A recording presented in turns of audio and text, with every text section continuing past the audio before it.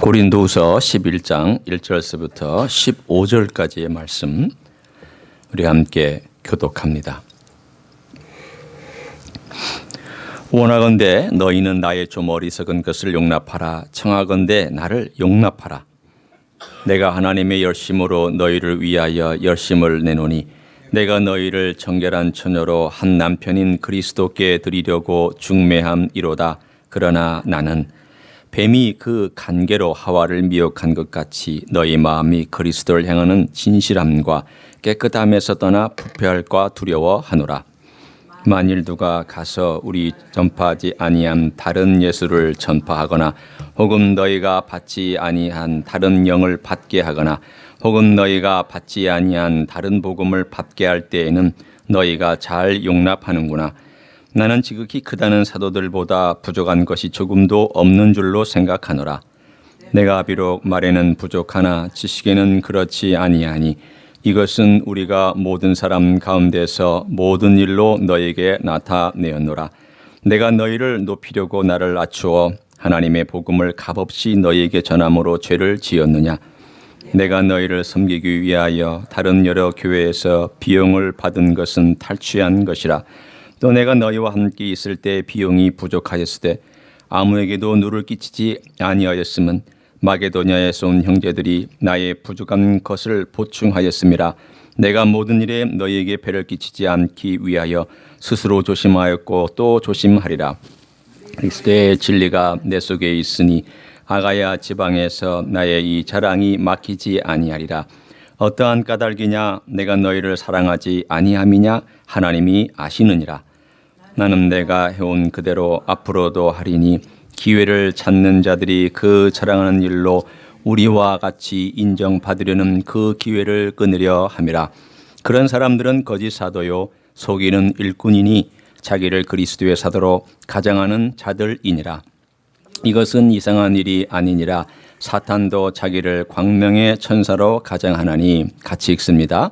그러므로 사탄의 일꾼들도 자기를 의의 일꾼으로 가장하는 것이 또한 대단한 일이 아니니라. 그들의 마지막은 그 행위대로 되리라. 아멘.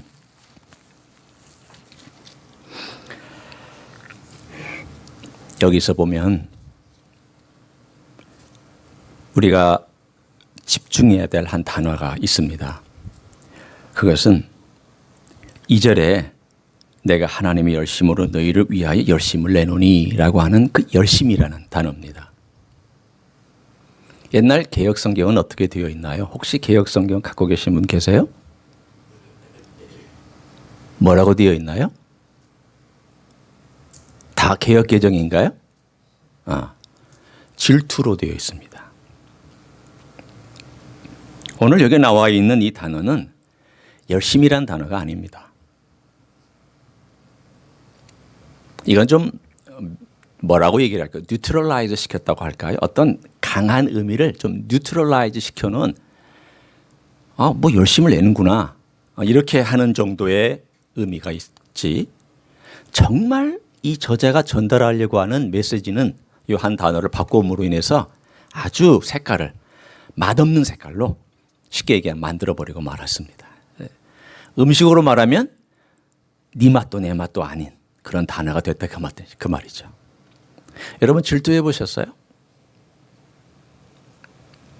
우리 권사님 네 그러시겠다. 질투하는 사람이 어디 있어요?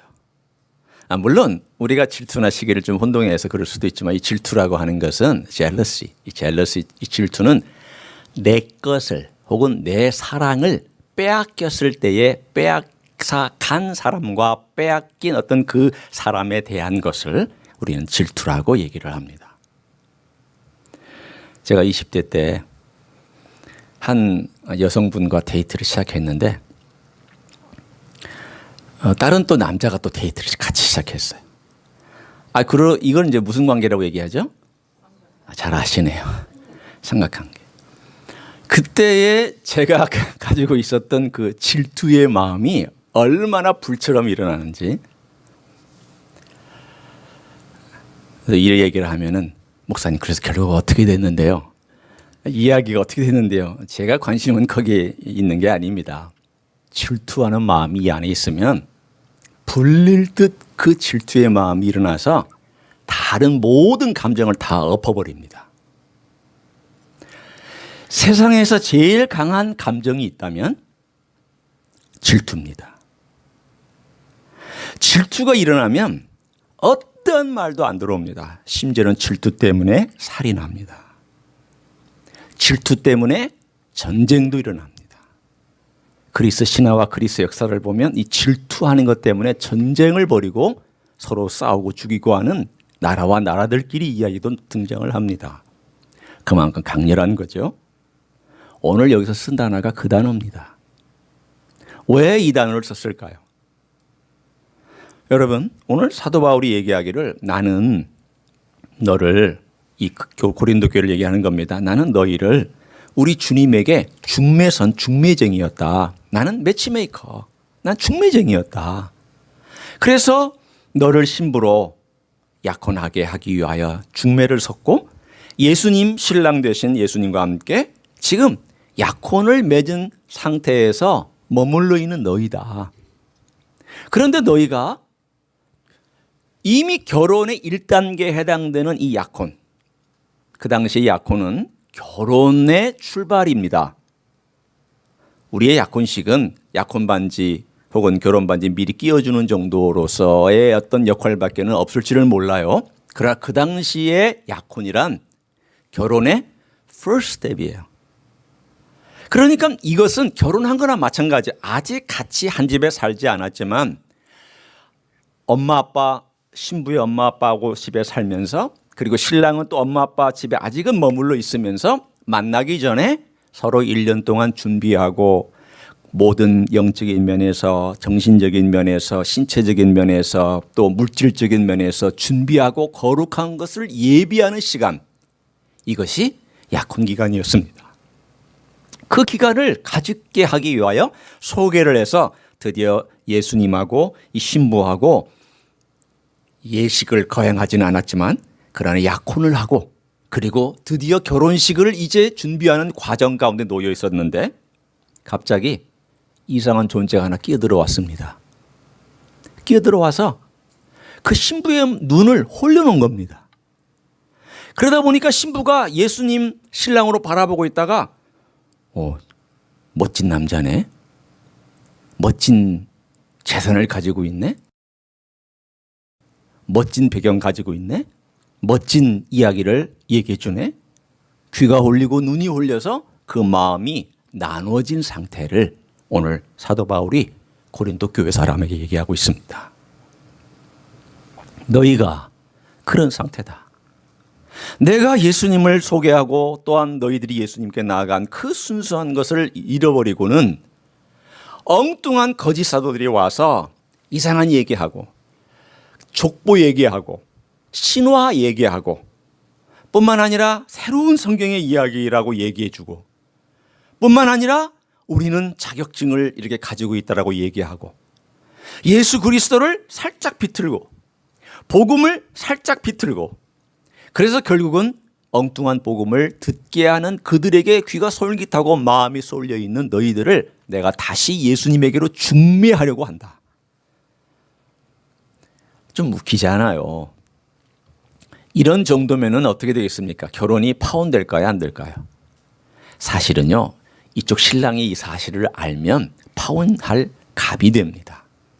그런데 바울은 다시 주님께 아뢰는 마음으로 주님, 제가 이 고린도 교회 사람들을 다시 주님께 중매하겠사오니 주님께서 받아주시기를 원합니다 하는 그 마음으로 중매를 서고 있는 오늘 메시지가 11장 전반부에 나와 있습니다. 자, 그 생각을 가지고 여러분이 한번 제가 읽을 테니까 들어보세요.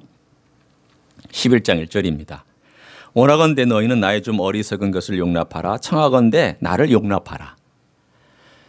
바울의 어리석음이 뭘까요? 지금 흥분해 있는 거예요. 질투심에 흥분해 있는 거예요. 왜 이 질투심이 나와 있는가? 예수님의 그 질투심을 바울이 대신 지금 얘기해 주고 있는 거예요.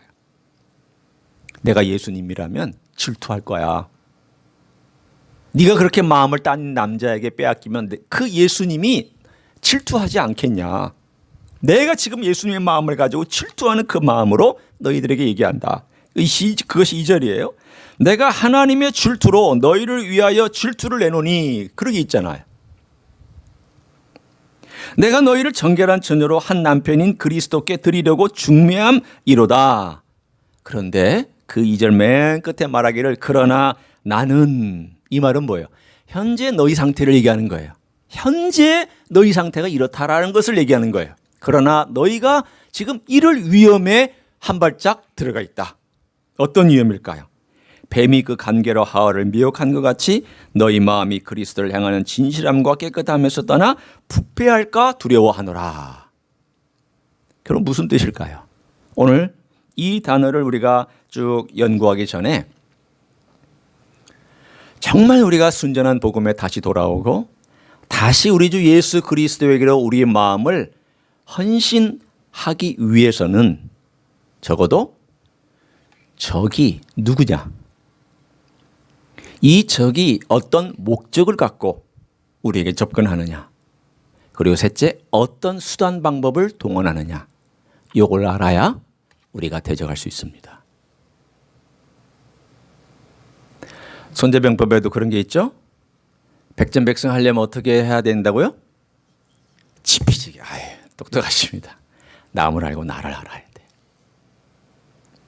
그러면 그 적이 누군지 그거 우리가 보려고 하고요. 이 적이 어떤 목적을 가지고 행하는지를 보려고 하고 어떤 수단을 가지고 사용하고 있는지를 보려고 합니다. 자, 첫 번째 한번 보세요. 3절입니다. 여기서 적이 누굽니까? 적이 누굽니까? 에? 고린도 교회들? 고린도 교회 사람들? 아니죠. 뭐라고 나와 있습니까? 한 단어로 뱀이라고 나와 있어요. 뱀. 스네이크. 그러면 이 이야기의 맨 뒤에 가보면 이 존재가 누구예요? 15절에 가면 14절 15절에 사탄인으로 나와 있습니다. 사탄이라고 하는 마귀, devil. 이 마귀가 결국은 이 뱀이라고 하는 존재로 나와 있는데 이 뱀이라고 하는 존재가 너희들을 꿰고 있다라는 것입니다. 따라서 우리는 우리의 싸움의 대상이 사람이 아니라는 것을 알 수 있고 우리의 싸움의 대적의 대상이 뱀, 사탄, 마귀라는 것을 알 수 있습니다. 그럼 두 번째, 마귀가 원하는 목적이 어디에 있습니까? 3절 맨 마지막을 보시면 거기에 마귀가 원하는 목적이 있습니다. 우리의 마음을 그리스도에 향하는 진실함과 깨끗함에서 떠나 부패시키는 것. 그것이 마귀가 원하는 목적입니다. 그러면 우리가 함께 보려고 합니다. 이 진실함은 뭐고 깨끗함은 뭘까? 여러분, 그래서 진실함은 영어로 표현하면 여러분이 조금 이해가 쉬우실 것 같아서 표현하면 single-minded 혹은 simple-minded. 오로지 하나만 바라보고 있는 한 마음으로 바라보고 있는 것. 이것을 진실함이라고 표현할 수가 있습니다. 만약에 어떤 사람이 이미 우리가 얘기한 것처럼 더블마인드라고 하면 더블마인디드라고 하면은 뭐가 될까요? 아까 질투하는 얘기와 똑같은 거예요. 당신 사랑해 얘기하고 진짜 마음은 어디가 있는 거예요? 다른 파트너한테 가 있는 거예요. 이걸 더블마인디드라고 그래요. 오늘 여기 나와 있는 진실함은 오로지 한 분에게 내 삶의 가치와 내 삶의 헌신이 드려져 있는 것. 이것이 진실함이고요. 깨끗함은 여러분 다 아시는 거예요. pure하다는 거죠. 깨끗하고 정결하다는 뜻이에요. 결국은 첫 번째는 이 진실함은요. 우리의 마음이, 우리의 생각이 여기에 제일 먼저 해야 될 것은 내 생각이 어디를 제일 먼저 쫓아가고 있느냐예요. 내가 지금 어디에 내 눈길을 제일 많이 두고 있느냐. 내가 지금 어디에 내 시간을 제일 많이 쏟고 있느냐, 그거를 오늘 여기서 말하면서 사탄이 너로 하여금 예수 그리스도를 향하는 그 생각을 자꾸 끄집어내서 어디로 향하게 하느냐, 엉뚱한 곳으로 향하게 만드는 것을 사탄은 제일 목표로 삼는다는 거예요. 왜? 여러분이 그리스도인이기 때문이에요. 여러분에게 그리스도를 떼내려고 하기 때문이에요. 그리스도인에게서부터 그리스도를 떼내면 인밖에는 안 남아요. 우리를 사탄은 그렇게 만들려고 해요. 사탄이 가지고 있는 이 작전이 얼마나 강력한지 오늘 본문에 사도 바울은 이것을 가지고 씨름하고 있잖아요. 어떻게든지 다시금 사탄에게로 관심을 돌리고 있는 고린도 교회 사람들을 끄집어내서 다시금 하나님, 우리 주님께로 이끌고 와서 어떻게 하든지 진실함과 깨끗함을 다시 회복하게 만들려고 하는 이러한 노력과 눈물과 기도를 오늘 11장에서 우리는 읽을 수가 있습니다. 오늘 이것이 지금 우리들이 살아가는 현재 우리들의 삶에도 그대로 적용이 됩니다. 내가 그리스도를 향한 진실함과 깨끗함에서 벗어나 있는가? 아니면 나는 정말 그리스도를 향해서 심플하게 그리스도를 바라보고 그리스도 그분과 함께 깨끗한 삶을 내 삶 속에서 그대로 실습하며 연습해 가는가? 이 삶을 내 자신에게 적용해 볼 필요가 있습니다. 참 쉽지 않습니다. 왜 쉽지 않은가 하면요, 이 세상에 내가 보내는 시간은 주님보다는 세상이 더 많고요. 내가 관심 가지고 있는 것은 이 주님과의 시간보다는 세상의 것들과 더 많은 시간을 보내고 있기 때문에 생각보다는 쉽지 않습니다. 질은 양을 따라갑니다. 저는요, 양보다는 질을 따집니다라고 생각하는 사람의 말을 믿지 않습니다. 영적으로는 그거 거짓말입니다. 나는 풍성한 시간과 많은 시간과 분량을 주님과 보내지 않아도 얼마든지 질적으로 주님과 깊이 나눌 수 있습니다라고 하는 말을 믿지 않습니다. 거짓말입니다. 주님하고 많은 시간을 나눠야 질적인 발전이 있습니다. 내가 삶을 투자하지 않은데 나는 주일날만 와서 예배를 드려도 충분한 영적으로 주님과 교제를 나눈다. 그 가짜입니다. 거짓말입니다.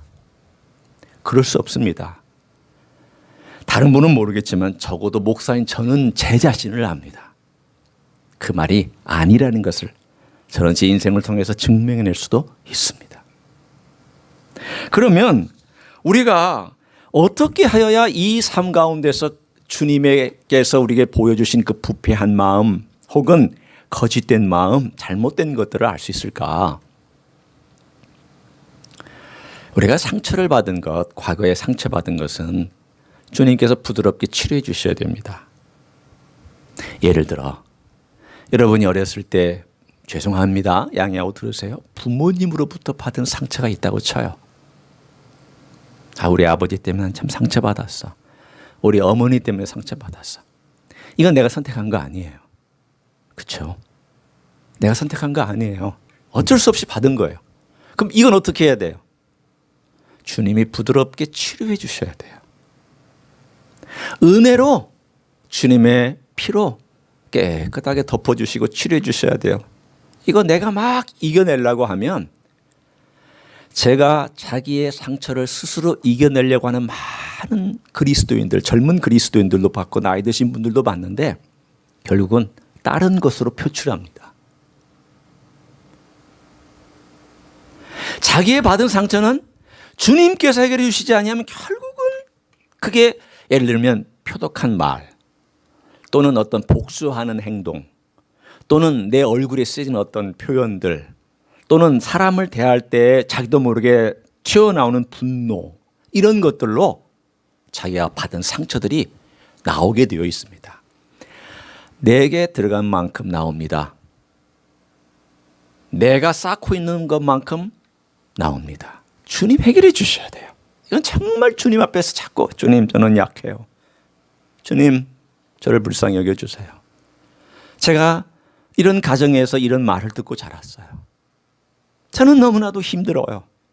제가 아무리 해보려고 해도 그 상처와 그 가지고 있는 아픔이 저를 잡아 끌 때에는 저는 옴짝달싹하지 못하는 것 같아요. 주님, 저를 좀 치료해 주세요. 이건 치료의 문제예요. 그러나 주님께서 우리의 악을 들춰내실 때가 있어요. 그게 뭐와 같으냐면요, 바퀴벌레가 밤에 깜깜할 때 막 벽에 붙어 있다가 탁 불을 켜면은 바퀴벌레가 뚜두다닥 하면서 도망가는 거와 똑같아요. 여러분 집에는 바퀴벌레 별로 없으셨어요? 지금 있어요? 지금은 없어요? 옛날에 있었어요?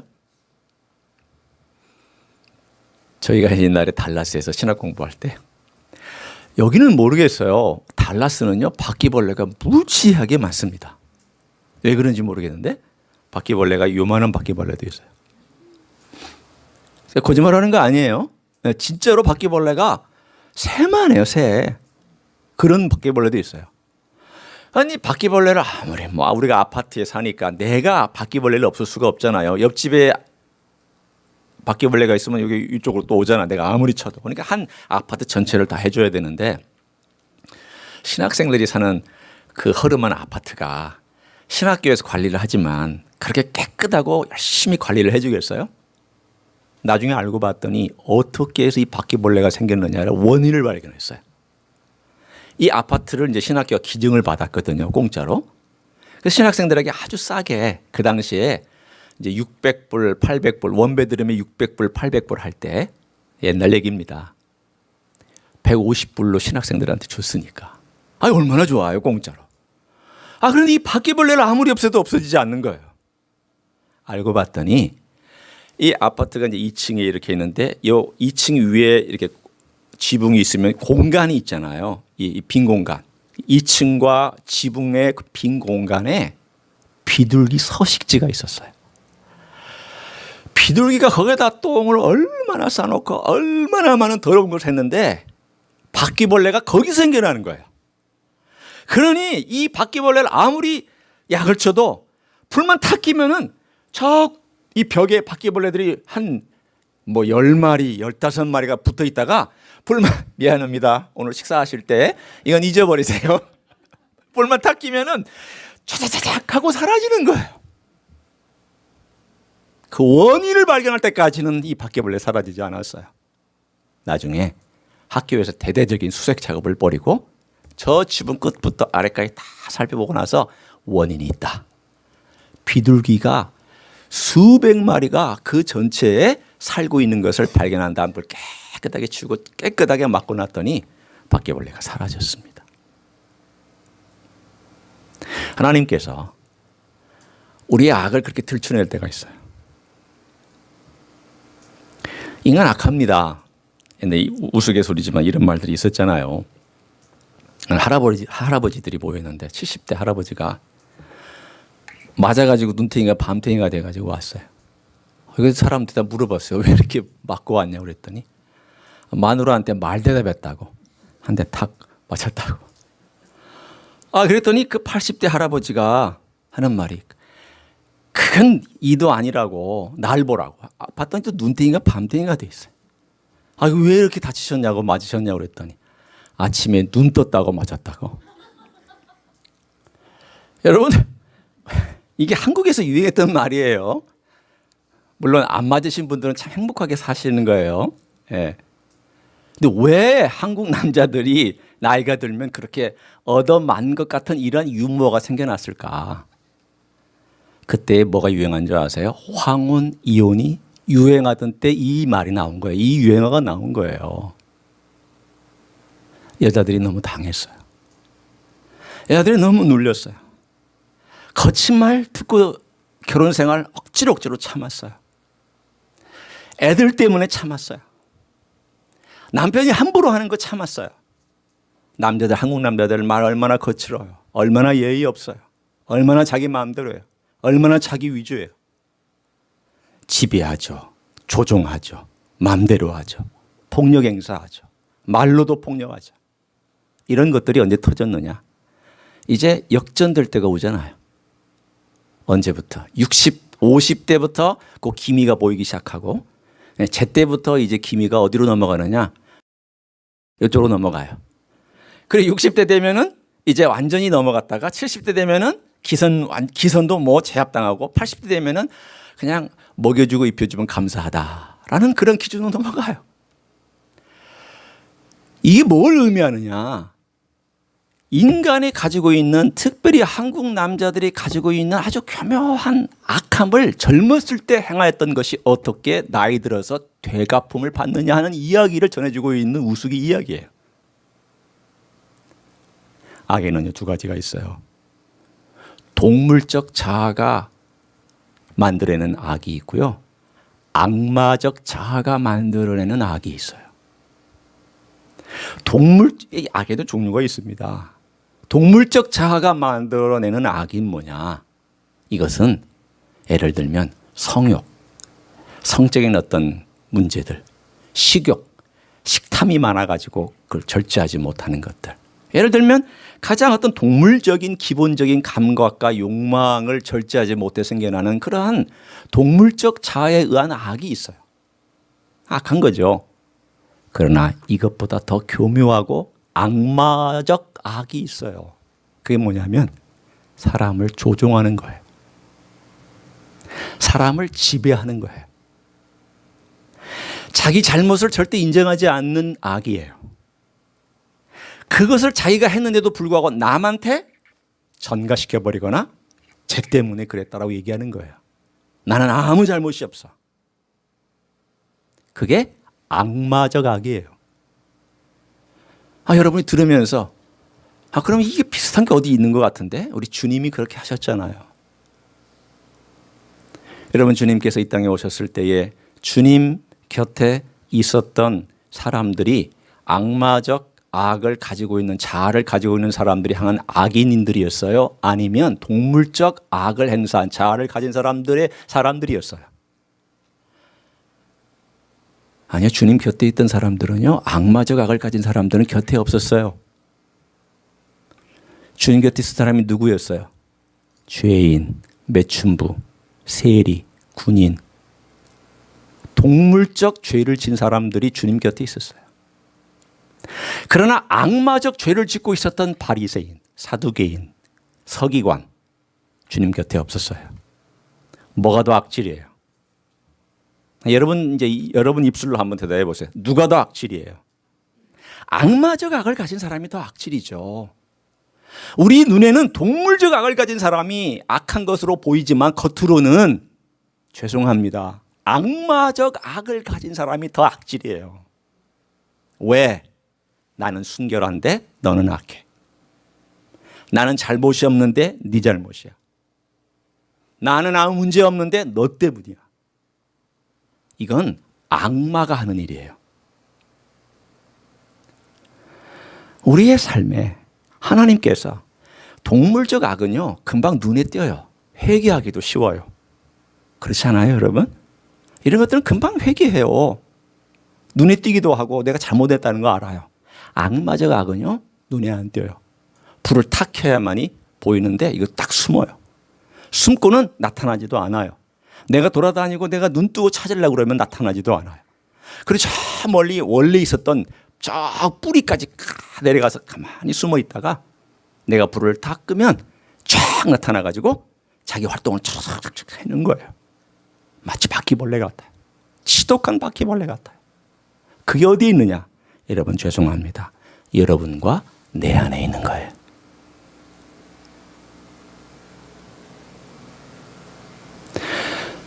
이것이 있는 동안에는요, 주님에게 대한 진실함과 순결함을 우리가 회복하는 계속 방해를 받아요. 왜 자꾸 내가 주님께 한 마음을 가지고 주님께 깨끗함을 가지고 나아가야 하는데 왜 자꾸 이렇게 걸리지? 뭐가 이렇게 안 될까? 왜 그럴까요? 해결되지 아니한 악이 내 안에 있기 때문이죠. 고쳐지지 않은 악이 내 안에서 그것을 거부하고 있기 때문이에요. 뭔가 걸림돌이 있으니까 지금 내가 문제가 있는 거죠. 오늘 여기 고린도 교회에게 말씀하시는 내용이 그 내용입니다. 너희들이 지금 마음속에 한번 생각해 봐라. 너희들이 뭘 지금 구하고 있느냐? 너희들이 구하고 있는 것은 네 자아가 지금 강하게 너를 강하게 붙잡고 있으면 네가 원하는 걸 하고 싶어 하는 것 때문에 귀가 이쪽에 솔깃한 거 아니냐? 솔깃한 게 문제가 아니라 네 자아가 문제라는 거예요. 속는 사람은 왜 속죠? 듣고 싶으니까 속는 거예요. 그게 좋아 보이니까 속는 거예요. 자기한테. 저는 약해서 속았습니다. 제가 분별력이 없어서 속았습니다. 한편으로는 맞지만 근본적인 건 뭐냐면 내가 원해서 속은 겁니다. 그게 죄예요. 그게 악이고요. 저는 목회자지만 제 인생의 목회의 전반부라고 할 수도 있고 인생의 전반부라고 할 수도 있고요. 한 40년 정도는 40년, 45년은 이 동물적인 자아의 악에 대한 부분이 제 어떤 삶의 가장 큰 문제고 회개의 문제였다면 40 중반, 50 초반부터는 이 악마적 자아가 만들어내는 악에 대한 것을 깨달으면서 살아가는, 이걸 해결하면서 살아가는 그런 삶을 살아가고 있어요.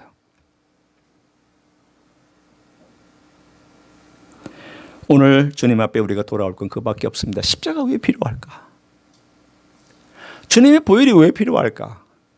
주님의 보혈은 내 죄악의 행위들, 비헤이비어를 고치고 그냥 이런 다양한 브랜치들을 하나님이 해결하시기 위해서 흘리신 보혈이 아니에요. 물론 그것도 해결해 주시지만 주님 이 죄를 지었습니다. 저 죄를 지었습니다. 그것도 해결해 주시지만 가장 근본적인 건 뭐냐? 이 나무의 가지들을 만들어내는 그 깊은 줄기와 뿌리에까지 내려가서 이것을 해결하도록 하나님께서 예수 그리스도를 십자가에 못 박으신 줄로 믿습니다. 이 안이 해결돼야 돼요. 내 악이 주님 앞에서, 이 십자가 앞에서 순간순간마다 주님 제가 이렇게 악하군요. 주님 제가 이렇게 숨어 있다가 또 돌출하는군요. 제가 이렇게 악마적 자아가 또 돌발적으로 튀어나와서 말하고 행동하는군요. 주님 죄송합니다. 잘못했습니다. 용서해 주시기 원합니다. 그래야 우리의 주님을 향한 싱글 마인드니스가 다시금 살아나요. 왜냐하면 싱글 마인드가 아닌 것은 주님 받다가 내가 원하는 대로 살아버리는 것. 이건 더블 마인드니스, 트리플 마인드니스가 되는 거잖아요. 싱글 마인드니스는요, 바라보는 것이나 행하는 것이나 관심이나 모든 것이 주님이 기뻐하시는 쪽을 자꾸 따라가는 거야. 그래 여러분 기뻐하세요. 내가 악이 있다라는 것을 아는 사람은요, 좋은 거예요. 파리는 더러운 곳에 있어도 더러운 줄 몰라요. 그 얘기는 뭐냐? 악을 행하는 자는 악이 악인 줄 모르고 악을 행해요. 분별할 수가 없어요. 그러나 악을 분별한다는 것은 bad news. 너 악질이다. 이게 bad news예요. good news는 뭐냐? 내 안에 선이 있구나. 이게 good news예요.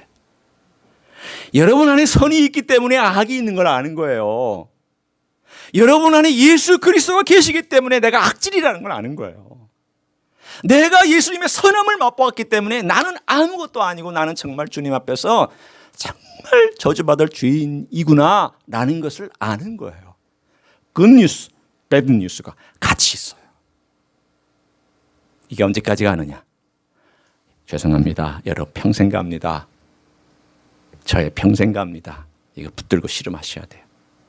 마치 야곱이 평생 동안 주님 붙들고 씨름하다가 약복 강가에서 하나님과 씨름하고 나서 네 이름 뭐냐?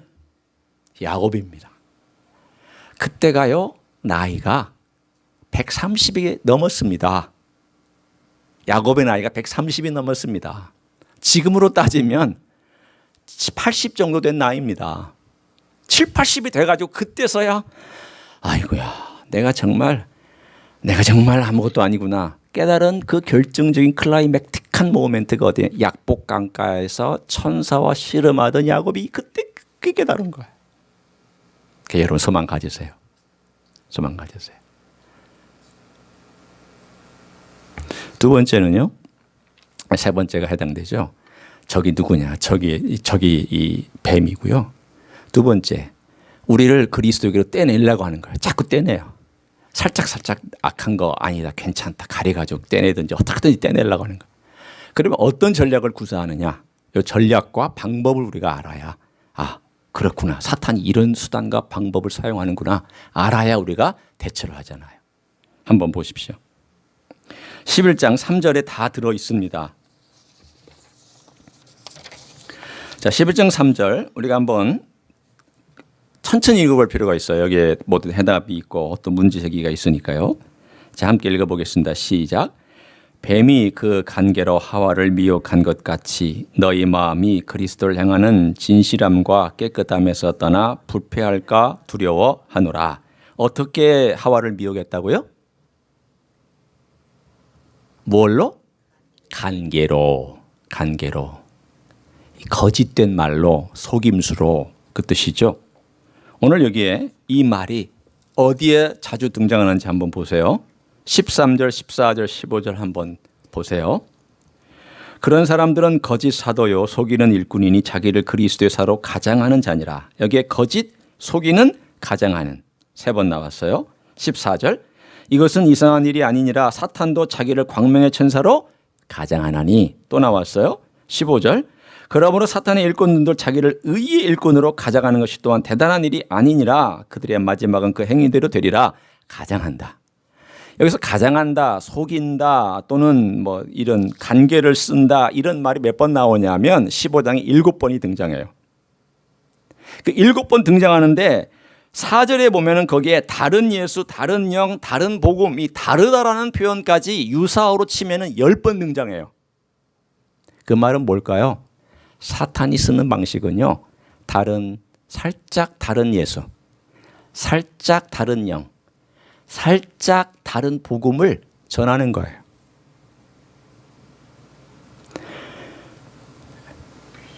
여기 적군이 있다고 쳐요. 지금 여러분이 적군이라는 얘기도 아니고 적군이 있다는 얘기도 아니에요. 그럼 적군이 이 안에 들어와서 마음대로 활동하려면 어떻게 하고 적군이 들어올까요? 나 적군이다 하고 쓰고 들어올까요? 어떻게 하고 들어오나요? 아군처럼 복장하고 들어와요. 말투도 아군처럼 해요. 그렇죠? 우리 편처럼 해요. 뭐가 문제예요? 그 생각 속에는 지금 여기 있는 이 아군의 모든 전율을 흐트러뜨리기 위한 작전을 갖고 들어온 거예요. 어떤 작전일까요? 정보를 빼내든지 이들의 하나됨을 흩든지 어떤 계획이든지 가지고 들어와서 할 거 아니겠어요? 그것이 바로 뭐냐면 거짓말이라는 거예요. 그 거짓말이 뭐냐면 거짓 예수를 만들어내는 거예요. 다른 예수를 만들어내고 다른 영, 곧 악령이 얼마나 교묘하고 얼마나 머리가 좋은지 예수를 살짝 바꾸는 거예요. A little bit different예요. 처음부터 다른 예수를 확 얘기하면 사람들이 겁먹고 도망가니까 약간만 바꿔요. 조금씩만. 제가 예를 들어 볼까요? 여러분, 요즘 많은 메시지나 많은 가스펠송이라고 흔히 얘기하는 우리가 그 찬양들, 이 찬송가가 아닌 일반적으로 젊은이들이 많이 빠르게 부르기도 하고 또 많이 콘서트도 하는 그런 찬양의 내용을 한번 가만히 들어보시면 치우쳐 있는 것을 알아요. 어떻게 치우쳐 있는가 하면은요, 하나님의 은혜와 하나님께서 얼마나 우리를 사랑하시는지에 대한 이야기가 대부분이에요. 그럼 목사님 그게 뭐가 잘못됐느냐고. 하나님 우리를 사랑하시고 하나님이 우리를 받아주시고 하나님 백성 만들어주시고 우리가 사탄을 이겼다라고 얘기하는, 주님이 이겼다라고 얘기하는 그게 뭐가 잘못된 거냐고 한 부분만 강조하고 있어요. 삶을 어떻게 살아도 오케이. 네 원하는 데 사는 거 오케이. 하나님 너 받아줘. 너 죄인인데 오케이. 하나님 너 사랑하셔. 네가 지금 엉망진창을 살았어도 와 오케이. 회개하라는 말을 안 해요. 인간의 죄와 악에 대해서 직면하라는 노래가 없어요. 흔하지 않아요. 그것이 얼마나 지독한지 제가 한번 이런 표현을 써볼 테니까 여러분이 한번 들어보세요. 죄의 치열함. 사람들은 죄가 치열하게 내 속에서 나를 잡아 끌어내리려고 하는 거 별로 느끼지 않아요. 악의 지독함. 사람들은 악을 미화시키거나 이 세상의 기준으로 자꾸 뭐라고 하냐면 섞어버려요. 물 섞기. 물과 기름 거 이런 거 섞어버려요. 무지의 적극성. 여러분 가만히 생각해보면 무지는 적극적이지 않은 것 같죠? 대단히 적극적이에요. 무지는요 적극적이에요. 고집의 참담함. 고집 부리면 아주 참담하다는 것을 사람들은 별로 인정하고 싶지 않아요. 뭐 나야 뭐 이래서 이런 거지. 자기 자신은 잘 용서하잖아요. 또 게으름의 악독함.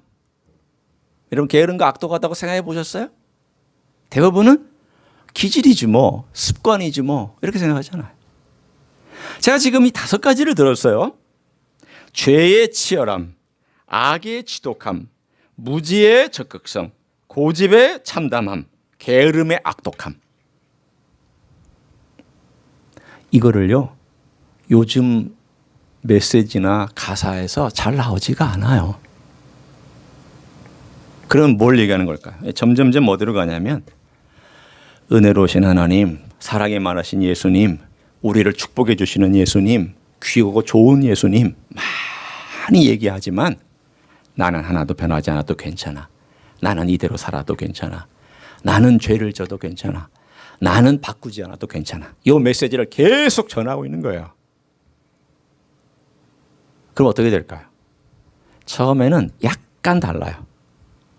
약간 치우쳐서 얘기를 하지만 점점 어디로 끌고 가냐면 이 다른 영이 인간으로 하여금 다른 예수를 만들어내서 계속 그것만 강조하게 해서 다른 예수를 만들어내서 다른 예수를 우상처럼 만들어 놓고 그 따라가게 만드는 거예요. 그럼 결국은 뭐가 될까요? 진정한 회개하지 않은 없이도 정말 처절하게 자기 자신을 돌아보는 회개가 없어도 오케이. 문제 없어. 왜냐하면 하나님이 널 사랑하시니까. 이렇게 나가는 거예요. 이것이 21세기 지금 미국 교회와 미국의 크리스채너티가 당면하고 있는 제일 큰 문제입니다. 다른 예수를 전하는 거예요.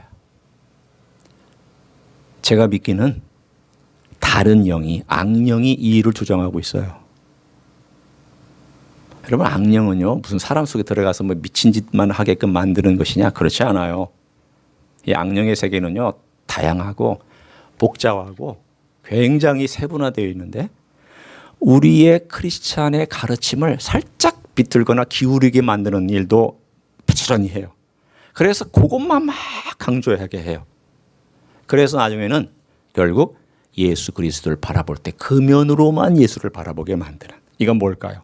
다른 예수를 전하는 것입니다. 누가? 다른 영이 행하는 일입니다. 무엇을? 다른 복음을 만들어내는 것입니다. 여러분 깨어 있으셔야 됩니다. 유튜브에도요 제가 이렇게 쭉 어떨 때는 이것저것 들어봐요. 엉망이 메시지도 많고요 아주 교묘하게 가르치는 메시지도 많아요. 유튜브에 나와 있는 많은 크리스찬 메시지들이나 간증들 여러분 분별하고 가려서 들으셔야 됩니다. 그들은 여러분보다 훨씬 머리가 좋습니다. 그들은 여러분보다 훨씬 더 논리적입니다. 사탄이 그것을 이용해서 여러분을 미혹시키려면 얼마든지 미혹시킬 수 있는 가능성을 갖고 있습니다. 여러분이 정말 이것이 성경적인지 아닌지를 만약에 알고 싶으시거든 성숙한 그리스도인이나 저한테 가지고 오세요. 이게 좀 뭔가 이상한 것 같기도 하고 아닌 것 같기도 하고 심지어는 감동받은 것조차도 여러분 조심하셔야 돼요. 세상에는요 다른 복음 가지고 감동 줄 수 있습니다. 다른 예수 가지고 감동 줄 수 있습니다. 다른 영도 감동을 줄 수 있습니다. 감동은 우리 기준이 아니에요. 감동은 절대 여러분 기준이 되면 안 돼요. 뭐가 기준이 돼야 되느냐? 진리가 기준이 돼야 돼요. 감동으로 기준 삼으면 여러분은 그냥 넘어갑니다. 진리, 예수 그리스도의 진리, 예수님의 온전한 모습을 보여주는 하나님의 진리의 말씀의 토대를 가지고 온전한 예수 그리스도가 드러나 있느냐? 그거 없으면 그 간증은 위험할 수 있고 왜곡될 수 있고 나를 잘못된 신앙으로 이끌고 갈 수 있는 위험이 있습니다. 결론을 맺습니다. 사도 바울은 오늘 이 11장에서 얘기하고 있는 내용이 이미 고린도전서 3장에서 얘기하고 있는 내용하고 같아요. 한번 3장으로 잠깐 돌아와 볼까요? 고린도전서 3장이에요. 고린도전서 3장 10절부터 제가 읽을 테니까 한번 들어보세요. 3장 고린도전서 3장 10절 결론으로 여러분이 받으시고 적용으로 받으시기를 바랍니다.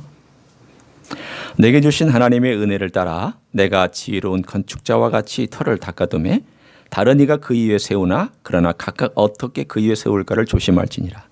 이 닦아둔 것 외에는 능히 다른 터를 닦아둘 자가 없으니 이 터는 곧 예수 그리스도라.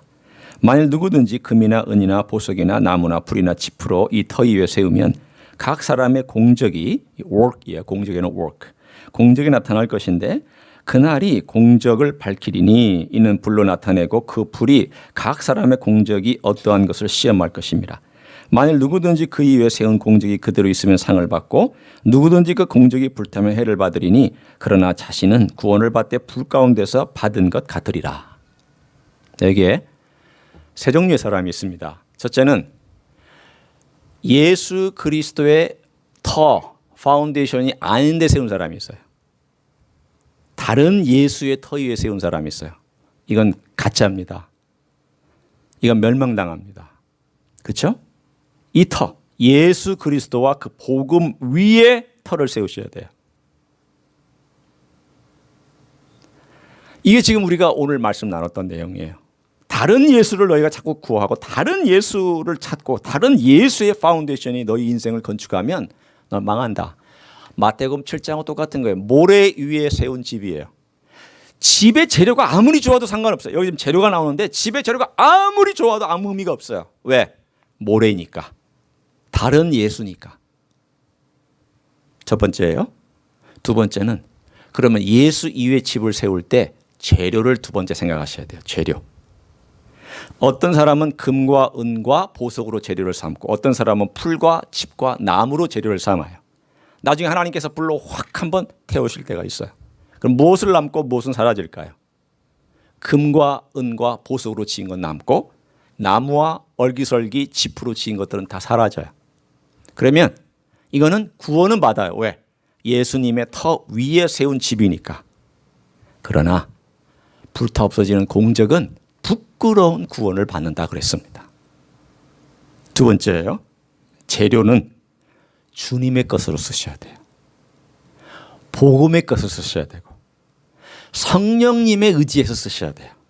내 영광을 위해서나 내가 가지고 있는 힘이나 내 능력이나 어떤 내 가지고 있는 막 이런 것들로 가지고 막 하면서 하면 그 다 불타 없어지고 다 없어져요. 세 번째는 뭐냐면 언젠가 이거 테스트하는 준공 검사하는 날이 있다라는 거예요. 꼭 아셔야 됩니다. 준공 검사하는 날이 있어요. 여러분의 인생 준공 검사하고 제 인생 준공 검사할 때가 있어요. 어떻게 준공 검사하느냐? 모래 위에 세운 거 한번 확 물로 휩쓸어서 가짜와 진짜 가려내요. 둘로 딱 갈라지죠. 두 번째, 반석 위에 세운 집을 불로 확 한번 태워요. 그래서 또 다시 한번 이건 진짜와 가짜가 아니고 남은 것과 남지 않을 걸 가려내요. 그날이 와요. 그날이 온다는 거예요. 그럼 우리가 어떻게 살아야 돼요? 이제 결론이 났네요. 그렇죠? 여러분이 다른 예수를 쫓거든 혹은 내 안에 있는 악을 바라보지 못하고 다른 예수를 쫓으면서 그렇게 살거든 그거 빨리 스탑하고 온전한 마음으로 진짜 예수 쫓아야 되고요. 순전한 복음 쫓으셔야 돼요. Pure, mere Christianity. 순전한 복음, 단순한 복음, 그리스도가 알려준 복음 쫓으셔야 돼요. 두 번째는 내가 그럼 주님 그분의 인생을 털 닦아두기로 작정했다면 재료도 잘 쓰셔야 돼요. 하나님을 위해서 일할 때 인간적인 죄를 가지고 일하지 마시고 인간적인 욕망과 인간적인 어떤 수단 가지고 하지 마시고 성령님 의지해서 기다릴 줄도 알고 성령에 의지해서 용서도 하고 나 자신을 드러내지 않으려고 늘 주님께 맡기고 조그만 걸 하나 하더라도 주님의 영광을 위해서 하고 주님이 기뻐하신 것을 찾고 그렇게 향하는 것, 이게 좋은 재료예요. 언젠가 이거 다 하나님께서 테스트할 때가 오기 때문에 우리는 이 복음에 다시 한번 자기를 세워나갈 수 있기를 원합니다. 그래야 내가 전해주는 전도지를 아는 사람이 받을 때 받아요.